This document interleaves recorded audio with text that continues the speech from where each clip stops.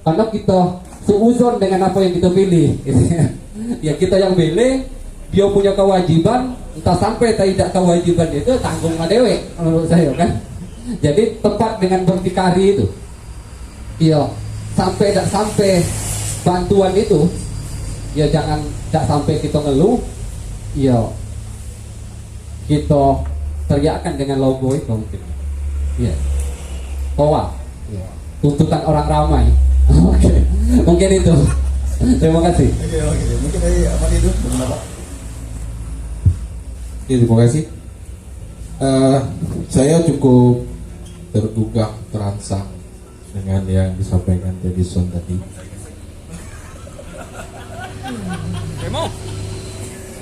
Cukup terpanggil karena kenapa? Ya kalau tidak dengan secara tinta pena ketikan dari komputer itu sudah tidak dianggap. Alangkah lebih baiknya kita melakukan aksi agar pemerintah itu bisa memperhatikan keinginan masyarakat yang bawah yang diwakili oleh para pemuda. Kita jangan lupa dengan yang hampir 93 tahun yang lalu, kemerdekaan Republik Indonesia itu tidak lepas dari pemuda yang diikat dengan sumpah pemuda. Karena kemerdekaan Republik Indonesia tidak lepas dari pemuda, jadi kemajuan Kabupaten Muaro Jambi itu juga tidak lepas dari pemuda. Nah itu dulu. Terima kasih Marco. Mungkin kita masuk ke yang terakhir, silang pendapat dari Bang Iqbal.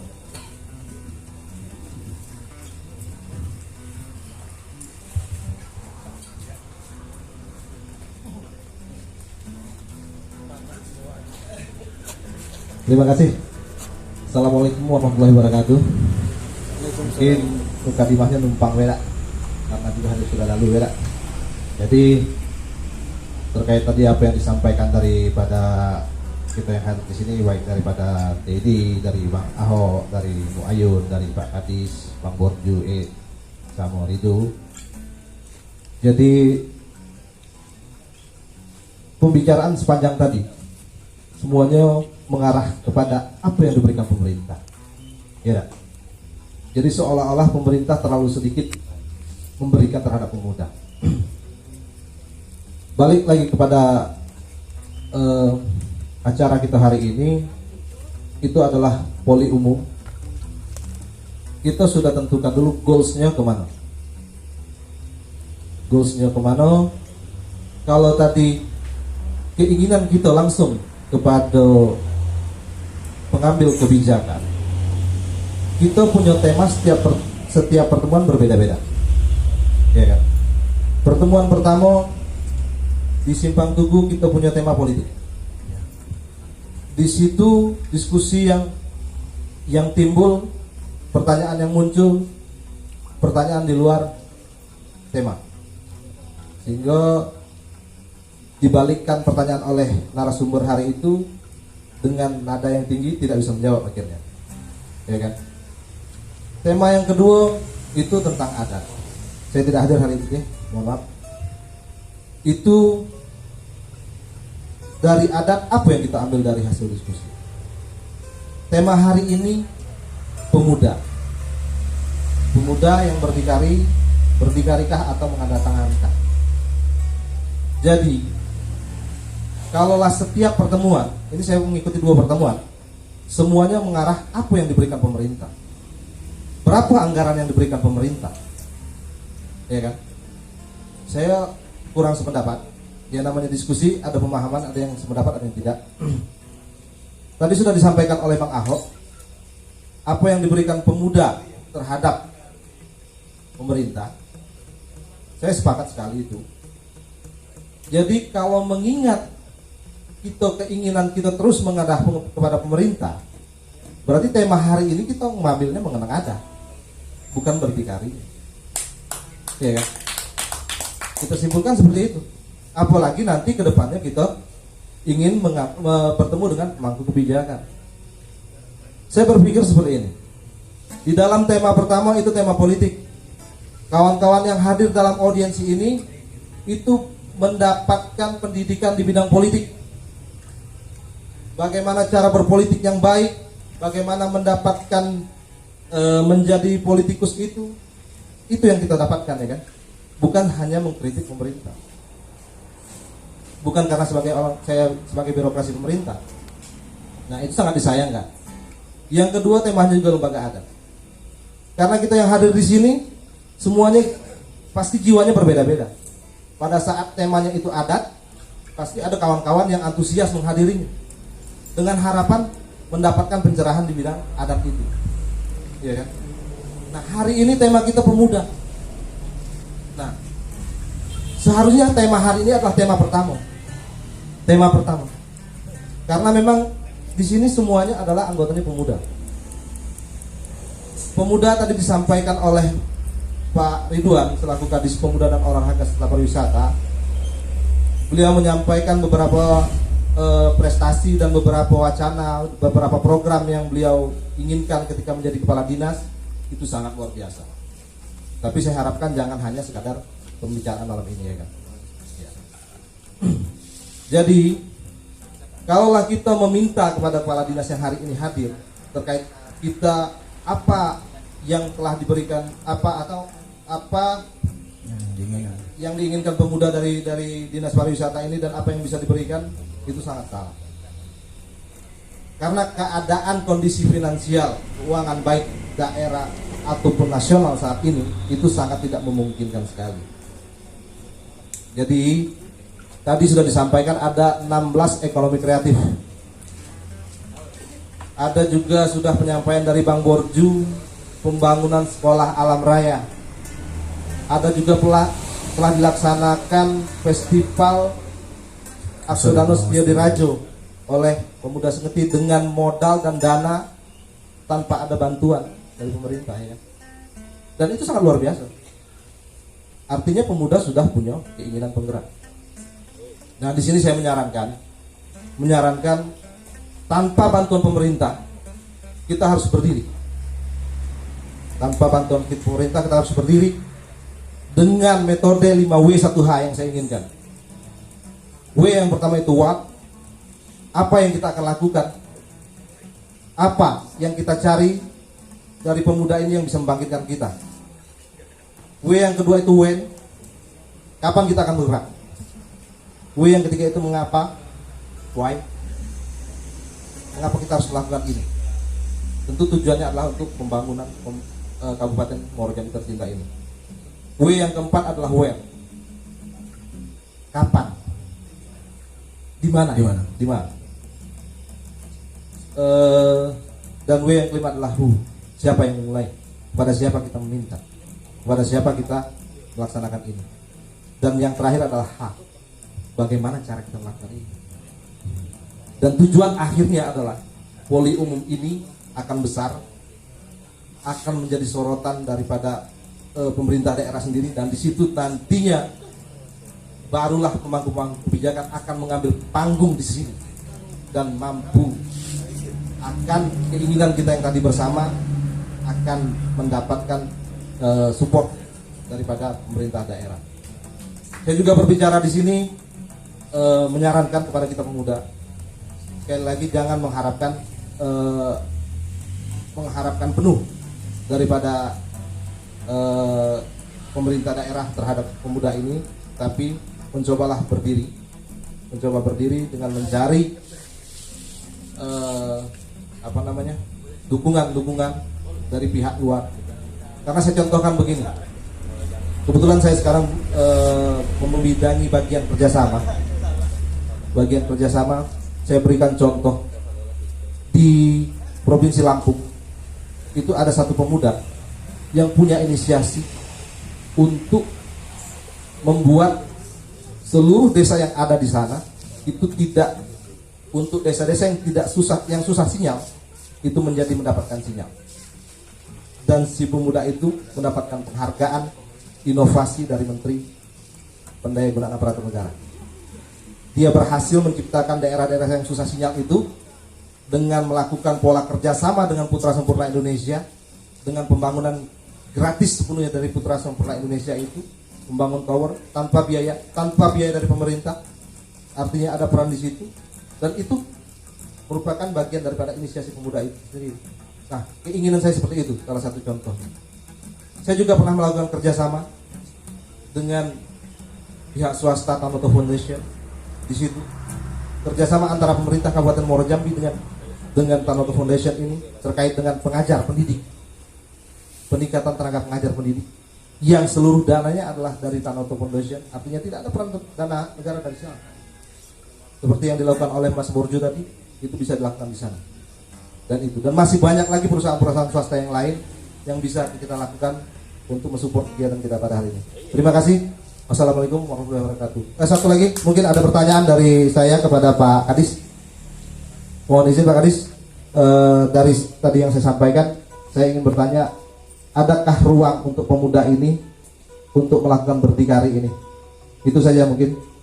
Dan untuk Mas Borju, mungkin kami ingin tahu mungkin apa hambatan yang dilakukan Mas Borju, ya kan, terkait apa yang sudah dilakukan Mas Borju, mungkin apa hambatannya, ya mungkin bisa mendapatkan solusi pada hari ini. Mudah-mudahan apa yang dilakukan Mas Borju bisa semakin membesar. Terima kasih. Wassalamualaikum warahmatullahi wabarakatuh. Sebelum itu, tim pertanyaan dari Bang Ilham. Selaku Ketua Karang Taruna Kelurahan Sengeti. Assalamualaikum warahmatullahi wabarakatuh. Waalaikumsalam warahmatullahi wabarakatuh. Yang pertama, saya ucapkan terima kasih kepada Poli Umum dengan acara yang sangat sukses menurut saya pada malam hari ini dan sangat membangun generasi muda. Jadi langsung saja kepada Pak Kadis, anggota Dewan DPRD Kabupaten Muaro Jambi, dan Abang Iqbal. Awak mana mau Jambi kok agak segon gitu kan. Yo. Langsung merah. Jadi saya yang pertama dari penjelasan Bapak Kadis dan penjelasan dari Mu Ayun, di situ agak saya tarik kesimpulan bahwa yang sangat dominan di Kabupaten Muaro Jambi adalah pariwisata. Pariwisata yang ada di Kabupaten Muaro Jambi. Tapi Pak Kadis, saya sedikit cerita Pak Kadis. Orang Muaro Jambi itu iri dengan orang Sengeti Pak Kadis. Kalau malam kok saya terbalik Pak Kadis. Saya iri dengan desa Muaro Jambi itu. Karena apa? Desa Muaro Jambi bisa Bapak paparkan secara nasional di kementerian. Mungkin skala kecil Kelurahan Sengeti bisa juga Bapak paparkan di Provinsi Jambi. Karena saya tengok pariwisata yang ada di Kelurahan Sengeti, kalau dibandingkan dengan desa-desa yang lain, kami sangat tertinggal Pak. Tapi Bapak harus ingat, kami punya satu yang tidak bisa dimiliki oleh desa-desa yang lain Pak. Bupati pertama kali Kabupaten Muaro Jambi. Itu adalah sejarah Kelurahan Sengeti Pak. Tapi saya sangat sedih karena saya sering bercerita dengan orang tua saya Pak. Kebetulan bapak saya, Bapak Edison. Karena orang yang sudah melupakan sejarah adalah orang yang tak akal bakal sukses. Kalau orang selalu menang dengan sejarah, dia bakalan sukses. Karena apa Pak? Kami nak buat pariwisata, buat taman, buat mainan air, buat kolam renang, detik kenapa? Tapi kami punya, cuman sayangnya saya belum hidup Pak. Rumah Bupati pertama kali Kabupaten Muaro Jambi dilahirkan, saya dah nengok bentuk wujud asli. Itu bisa menjadi sebagai museum Pak. Anak cucu kami bisa jadi tahu bahwa Bupati Kabupaten Muaro Jambi pertama kali tahun 1999 yang sudah pemekaran jadi kabupaten adalah asli orang kami Sengeti Pak. maaf Bang Borju dan abang yang lain, karena itu sudah menjadi catatan sejarah. Nah, itu adalah senjata kami dan program Bapak yang 16 apa tadi ya 16 unggulan ekonomi tadi Pak. Karena kami tidak punya lahan. Karena sekup Kelurahan Sengeti untuk membuat pariwisata yang sekup desa-desa yang lain kami tidak mampu. Dan juga saya tengok di Kelurahan Sengeti orangnya Pak, iya saya mohon maaf sebelumnya, dibandingkan saya mungkin banyak yang cerdas ya Pak. Nah jadi saya tengok sejarah lah yang bakalan membuat Kelurahan Sengeti ini bakalan besar. PR pemuda Kelurahan Sengeti, jangan pernah kita lupakan sejarah Kelurahan Sengeti. Harapan saya satu lagi, seandainya pasar Sengeti dirubuhkan, saya minta bersama-sama kita demo lah.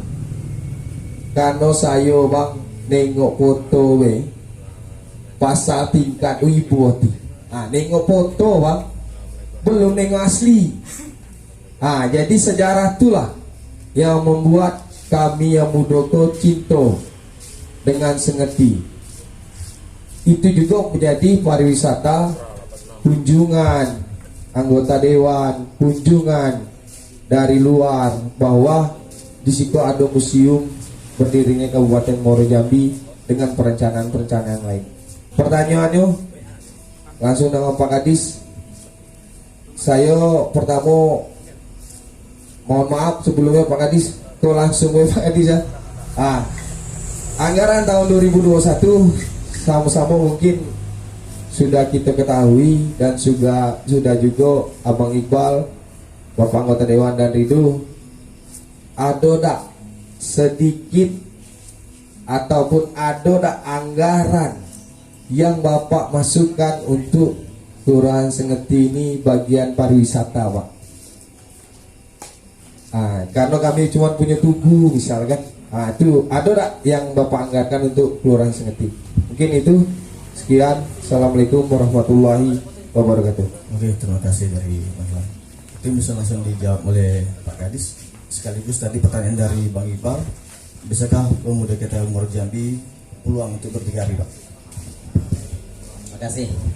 Ini luar biasa nih. Yang pertama saya sependapat dengan Bang Iqbal, karena makanya saya buka tadi dengan selamat pagi dunia. Itu tema kita, bagaimana pemuda itu berdikari, bukan menengadakan jari atau menengadakan tangan. Inilah bukti konkret. Jadi saya sangat sependapat. Memang tema kita itu, dan saya buka dengan video tadi. Kemudian yang kedua, sebelum saya menjawab pertanyaan dari Bang Iqbal lagi, saya sependapat dengan Bang Ahok tadi.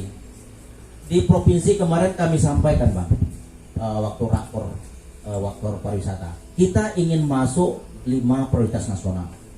Kenapa Bapeda provinsi harusnya juga memasukkan prioritas daerah? Nah, nanti turun kepada kabupaten-kabupaten. Kenapa? Ya harus kita juga menjadikan prioritas provinsi dan kabupaten. Kita minta prioritas nasional ke kita sendiri tidak mau prioritas.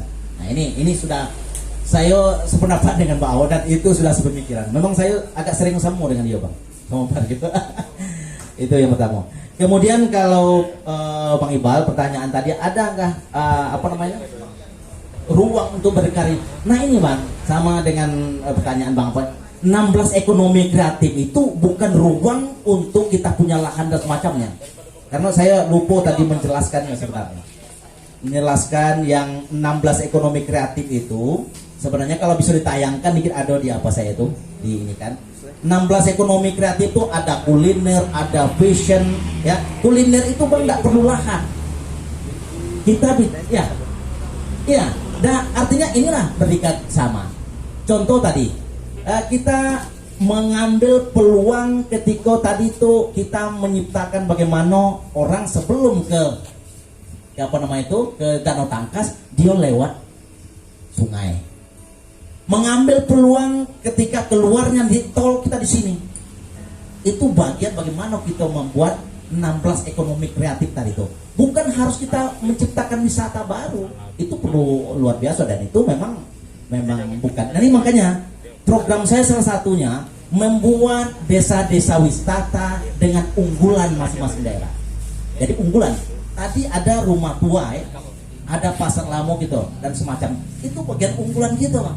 Dan itu yang kita perlu ciptakan. Makanya kita dorong Pak Dewan atau Pak Edi menciptakan desa wisata unggulan. Contoh misal kita ke Tangkit menjadi unggulannya nanas Tangkit. Kita ke Kumpe unggulannya misalnya bubu Kumpe, durian Kumpe. Ini unggulan kreatif yang kita luar biasa. Nah kita jangan ada anggota Dewan, Pak apa potensi gitu? Loh, potensi kita masih ditanya sekarang. Potensi kita candi itu luar biasa. Dan itu kalau orang berkunjung pastilah ke sini, apalagi tol nanti masuknya sini. Tol nanti kalau tol sudah masuk orang dari Jakarta dari ini dia lewat sini. Nah ini dampak ini yang kita ambil. Bukan kita menciptakan sebuah kawasan wisata, tapi kawasan wisata bisa kita ciptakan dengan kuliner, dengan fashion dan semacamnya. 16 ekonomi kreatif nanti urailah itu semuanya. Dan itu bagian dari itu semua. Itu Bang Iqbal. Jadi ruang untuk berdikari itu ya kita bersama-sama. Makanya istilahnya kita ini ada yang namanya dalam konsep good governance itu, tata pemerintahan yang baik itu, pemerintah, masyarakat, dan dunia usaha. Masyarakat itu, masyarakat madani itu ialah tokoh masyarakat, tokoh adat, perguruan tinggi, anggota dewan ini, pemuda dan semacam itu masyarakat madani. Jadi tungku tiga sejarangan kali tiga sekeliling. Kalau itu semua sudah ini kita wujudkan, itu ruang untuk pemuda itu sangat tumbuh. Oke, mungkin cukup untuk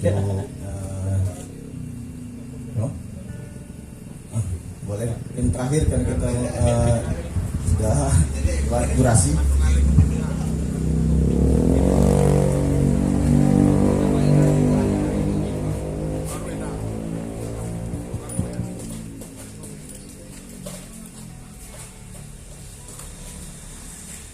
Terima kasih Pak Kadis, mohon izin. Jadi tadi pertanyaan sudah dijawab oleh Pak Kadis ya, terkait dengan di mana ruang pemuda di Dinas Pariwisata. Dijawab oleh Pak Kadis itu di 16 ekonomi kreatif ya Pak Kadis ya. Nah jadi dari 16 nanti bisa adik-adik pemuda ini bisa mengetahuinya Pak Kadis ya. Nah dari sini jadi 16 ekonomi kreatif yang diprioritaskan oleh Pak Kadis ini, saya sangat mengharapkan kepada adik-adik pemuda di sini bisa kita lihat,